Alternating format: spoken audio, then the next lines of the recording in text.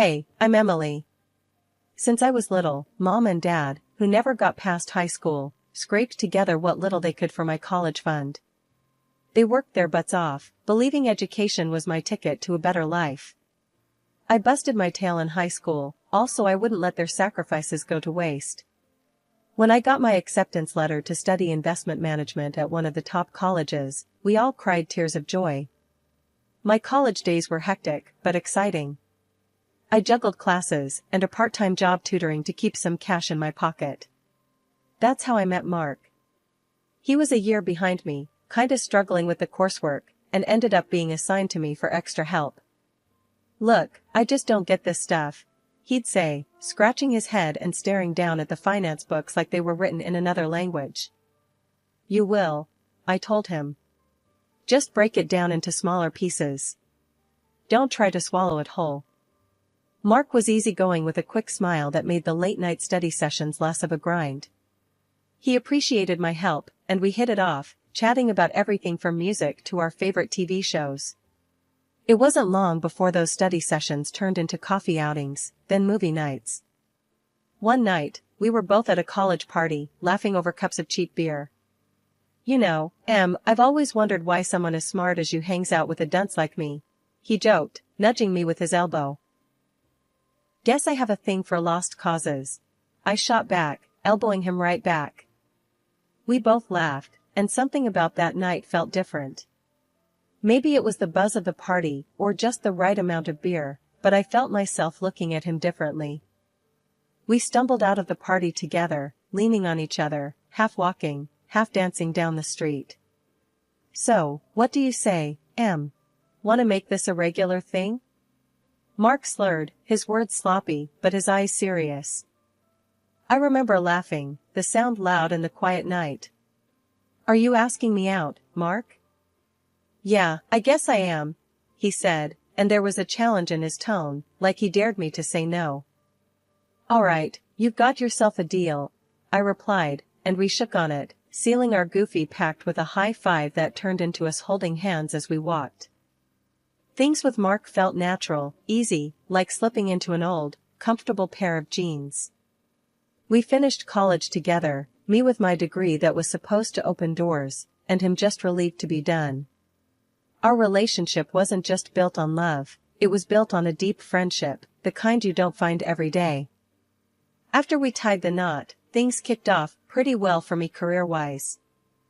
I landed a killer job right out of college, thanks to my knack for numbers and a bit of hustle. The pay was good, the benefits even better. Mark, though, wasn't having the same luck. He bounced around job interviews like a pinball, each time coming home a bit more deflated than the last. One evening, I came home late to find him slouched on the couch, staring blankly at some job postings on his laptop. "Any luck today?"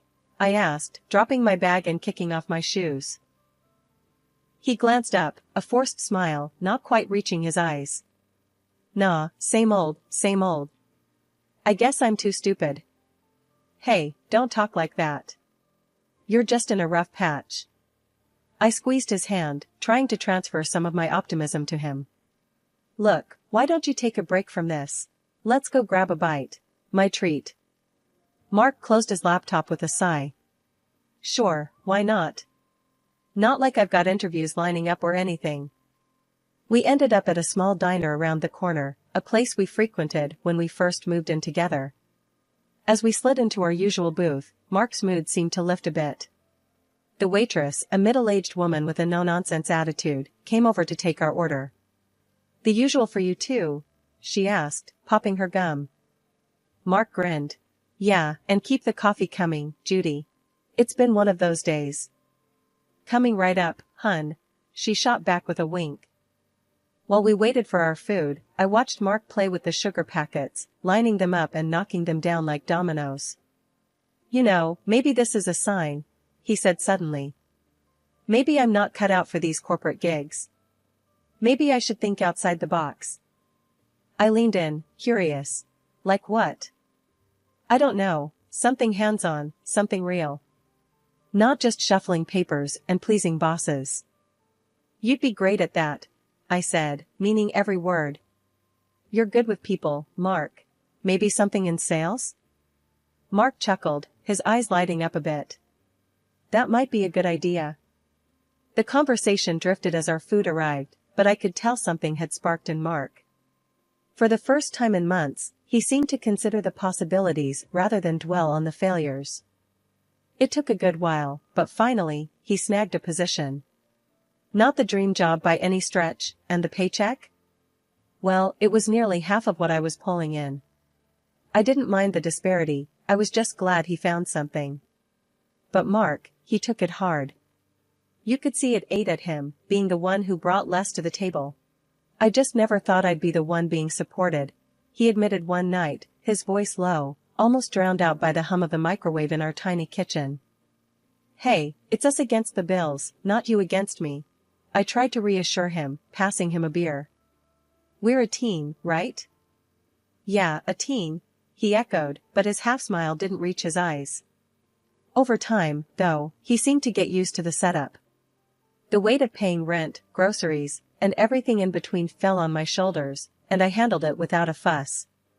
I even splurged on him now and then, fancy gadgets, the kind of clothes he wouldn't buy for himself. Mark got cozy with this arrangement, real cozy. Started pointing out stuff in stores, saying, "Hey, that would look great on me, huh?" I laughed it off, clouded by love, thinking this was just playful banter between us. My colleagues at work saw it differently. He's getting a bit too comfortable, don't you think? They'd hint after I shared stories over lunch. I shrugged off their concerns, figuring they just didn't see the full picture of our marriage. He's been through a rough patch, it's my turn to spoil him a bit. I'd defend him, keeping my tone light. Just when I thought we had our lives on a steady track, the unexpected whacked us upside the head. The investment firm where I was making waves suddenly crashed, bankrupt, out of the blue. I came home that day, my head spinning, papers from HR, clutched in my shaky hands. "Mark, you won't believe what happened," I said as soon as I walked through the door. I was met with the sight of him on the sofa, gaming controller in hand, mid-game. He paused his game and looked up, brows knitted. "What's up, babe?" "The company, they're done. Bankrupt. I'm jobless." He sat up straighter, the seriousness of the situation cutting through the usual homecoming chit-chat. "What? But you were just talking about a promotion last week." "Yeah, well, so much for that." I tossed the papers on the coffee table, a mix of severance info and legal jargon. "Everything's gone to hell, just like that." Mark set his controller down and came over to me, his expression a mix of concern and disbelief. "Emily, that's crazy. What are you gonna do?" I sank into the couch, the weight of the news anchoring me down. "I don't know. I need to start looking, I guess. But who's gonna hire someone from a tanked firm? It's like I've got the plague now." He rubbed my back, trying to be the rock I needed then. "You'll find something. You're brilliant. Any company would be lucky to have you." But weeks turned into months, and every interview ended with some version of "we'll be in touch," which really meant "don't hold your breath." The rejections piled up, slamming me with doubt and worry. One evening, after yet another "thanks, but no thanks," I vented to Mark over dinner. "It's like I'm toxic, Mark. Today, one guy actually said, 'Sorry, but we can't risk someone associated with that kind of failure.' As if I personally ran the company into the ground." Mark shook his head, stabbing at his food. "That's bull. They don't know what they're missing." "Yeah, well, apparently they think they're dodging a bullet," I muttered, pushing my own food around my plate. Then the bills started to grow, a monstrous pile that seemed to taunt us from the kitchen counter. Each envelope a reminder that my savings wouldn't last forever. Mark tried to pick up extra hours, but it wasn't enough to keep up. One night, as I was crunching numbers, trying to make sense of our dwindling finances, Mark came into the kitchen, a sheepish look on his face. "So, about the bills." I didn't even look up. "What about them?" He shuffled his feet, a sure sign he was nervous. "Well, it's just. I'm not pulling in much. Maybe we should cut back some more. Maybe we could move to a smaller place? Or sell the car?" I stared at him, the reality of our situation washing over me in a cold wave. We're really in it, aren't we? Mark nodded, coming over to wrap his arms around me. We'll figure it out, Em. We always do. Weeks of fruitless job hunting ground me down, each day chipping away at my savings and hope. The money was running out fast, and Mark, who had grown used to a comfortable life, now shouldered all our bills. This shift brought out a side of him I'd never seen before. One night, he exploded. You're just sitting around all day, doing nothing. I'm out there busting my ass, and for what? To come home to a freeloader? His words stung. Freeloader? Really, Mark? Who do you think kept us afloat all these years? I shot back, my voice sharp with hurt and anger. He just scoffed, shaking his head. Yeah, well, past's past. What are you doing now? Nothing. I couldn't believe what I was hearing. This wasn't the man I married. But before I could gather my thoughts to respond, the real blow came just a few days later. I came home early to grab some documents I needed for yet another potential job lead. As I opened the door, I froze. There was Mark in our living room, cozy with a woman I'd never seen. She was draped on his arm, laughing up at him like she owned the place. Mark straightened up, clearing his throat. This is Anna. She's going to be my wife. The woman, Anna, looked me over with a smug grin. He needs someone young and beautiful, if he's going to spend his money.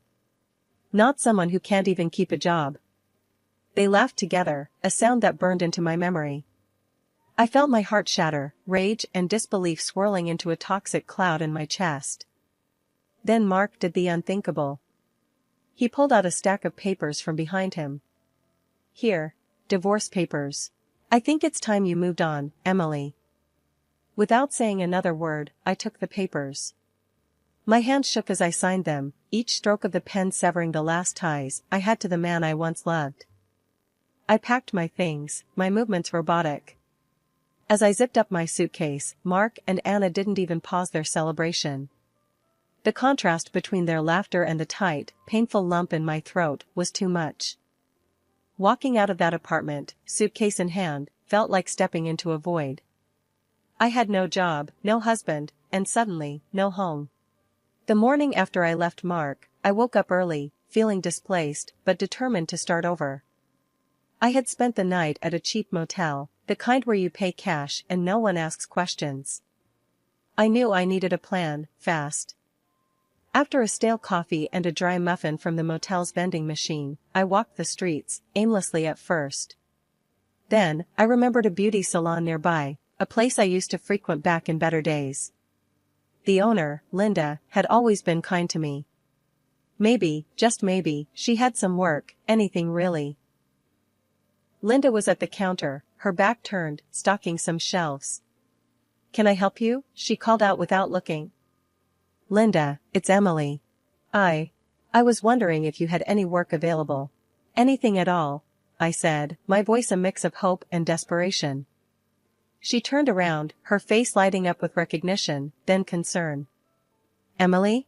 Honey, what happened? You look like you've been through the ringer. I sighed, the story spilling out of me, the job loss, Mark's betrayal, the divorce. She listened, her expression softening with each word I said. Oh, sweetie, I'm so sorry. Let's see what we can do for you. She pondered for a moment, tapping a finger on her lips. You know, I need someone to help manage the front desk, answer phones, schedule appointments. You think you could handle that? I nodded eagerly. Yes, absolutely. I'd be grateful for any opportunity, Linda.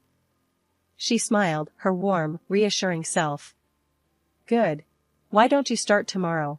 We'll figure out the rest as we go. And hey, about a place to stay, the apartment above the shop is empty. It's not much, but it's clean and safe. You can stay there for half the rent until you're back on your feet. I was overwhelmed, tears pricking at the corners of my eyes. Linda, thank you. This means so much to me. None of that now. She waved off my thanks. You'd do the same in my shoes. Let's not make it a big deal. Just be here at 8 tomorrow, bright and early. The next few weeks were a blur of learning and adjusting. Linda showed me the ropes, and I picked up the nuances of the beauty industry quicker than I thought. It was like I was slowly piecing myself back together, finding a new purpose in a place I hadn't expected. Mark in my old life seemed like a distant memory, a bad dream that had loosened its grip on me. I worked hard, stayed late when needed, and slowly, I began to feel whole again. But it wasn't just about surviving anymore, I was starting to thrive. Linda noticed too. "Emily, you've really turned this place around," she said one evening as we were closing up. "I'm thinking about expanding, opening another location. What do you think about running this one for me if I do?" The offer took my breath away. "Really? Linda, are you serious?" "As a heart attack," she chuckled. "Think it over. No rush." As I walked up to my little apartment above the shop, I realized that this, right here, was my fresh start. My chance to rebuild not just my career, but my life. Running the beauty salon started to feel like second nature. Every day, I put in all I had, and Linda noticed. One morning, as we were gearing up for another busy day, she came in with her usual spark. "Morning, Em. How's our little empire doing?" Linda grinned, checking the schedule packed with appointments. "Booming," I replied, flipping through the day's bookings. "We might even need to think about hiring more hands soon." "That's what I like to hear," she said, clapping her hands with excitement. "Actually, that's kinda what I wanted to talk to you about today." "Oh? What's up?" I asked, curious about the tone in her voice. Linda motioned towards her office. "Let's step into my lair, for a sec." Once we were settled behind closed doors, Linda leaned forward, all business. "Look, Em, you've made this place shine. I've been thinking a lot about how we can grow, not just here, but really expand our reach." I felt a mix of nerves and excitement. "Are you talking about opening another location?" "Not just another salon, Em. I'm talking big. I'm planning a whole network of salons, and I want you in on it, not just as a manager, but as a co-owner. We'd split everything 50-50. Her words hit me like a wave. "Co-owner?" I echoed, the weight of the offer sinking in. "Yes," Linda nodded firmly. "I've seen what you can do, and I trust you.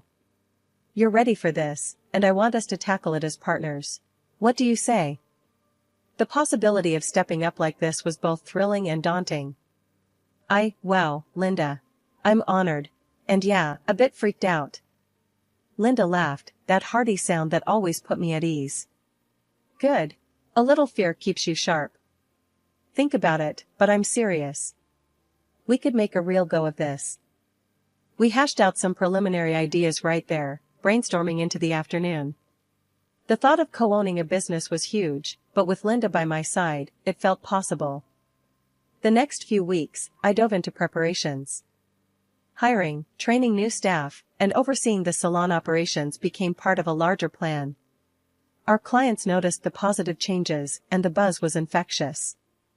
Linda and I spent evenings at a local cafe, laptops open, plans sprawling across the table. We talked leases, decor, branding, every detail of our expansion. Finally, the day came to announce our plans to the staff. Everyone gathered around, excited and a bit anxious about the future. "Ladies and gentlemen," Linda started, her voice brimming with pride, "thanks to your hard work, and especially Emily's leadership, we're expanding.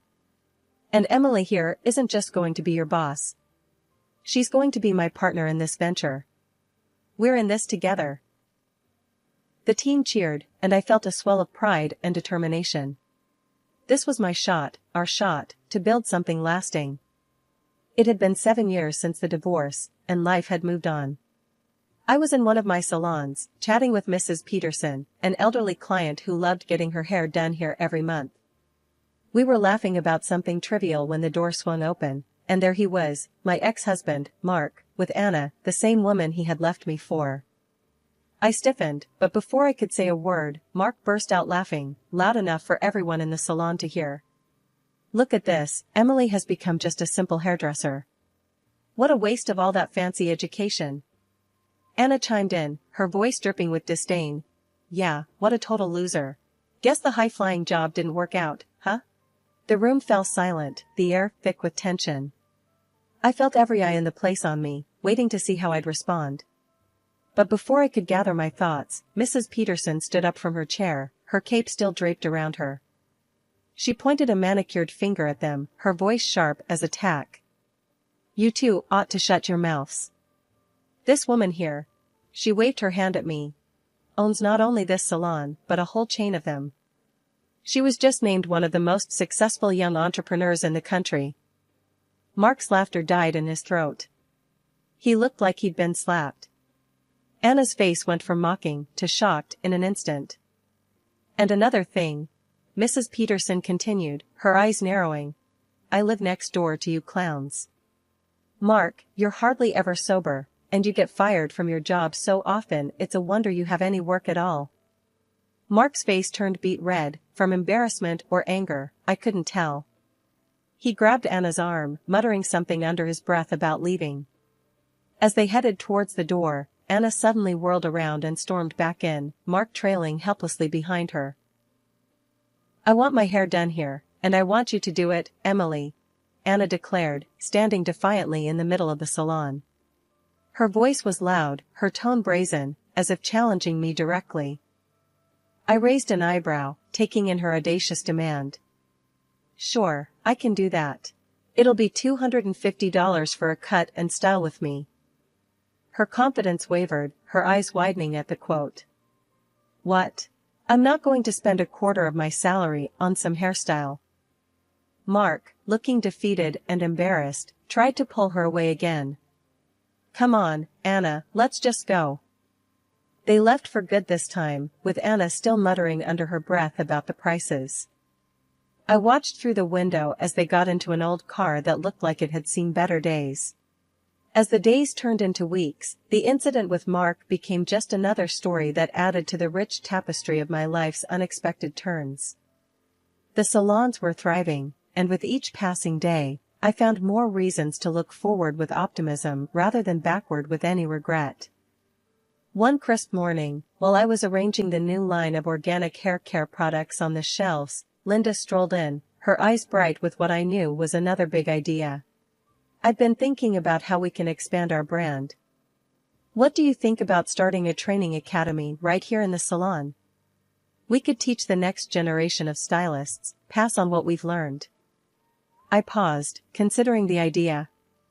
It was bold, like most of Linda's ideas, but it made sense. That sounds amazing. We've got the space, and it could really set us apart from the competition, I replied, my mind already racing with the possibilities. Exactly my thought. Linda clapped her hands, her enthusiasm infectious.